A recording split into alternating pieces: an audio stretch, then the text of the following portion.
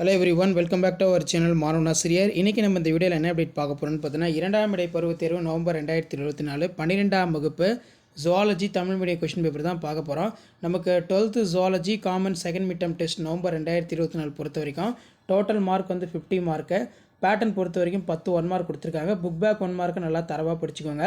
Plus இந்த question பேப்பரில் கூடிய 2 மார்க்கு 3 மார்க்கு 5 மார்க்கு எதுவும் ஸ்கிப் பண்ணாதீங்க. ஸோ 2 மார்க் பொறுத்த வரைக்கும் உயிரி விளைபொருட்கள் என்றால் என்ன எடுத்துக்காட்டுருக்கேன்.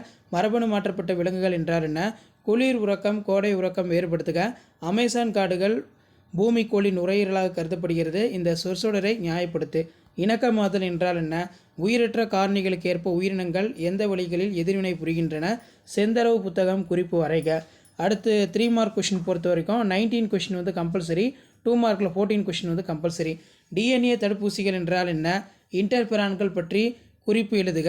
அதே மாதிரி காப்புரிமை என்றால் என்ன, காப்புரிமை பெற தேவையான தகுதிகள் யாவை, மண்ணின் பண்புகள் ஏதேனும் 3 குறிப்பு எழுதுக.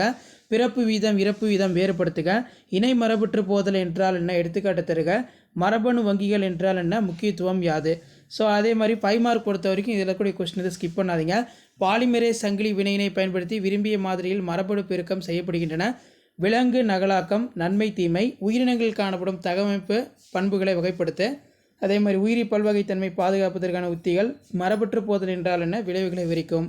ஸோ இதான் வந்து பார்த்தீங்கன்னா 12th standard zoology second mid term test November 2024 கவர்மெண்ட்டோட official Tamil medium question paper. Share பண்ணுங்கள், சப்ஸ்கிரைப் பண்ணுங்கள். தேங்க்யூ.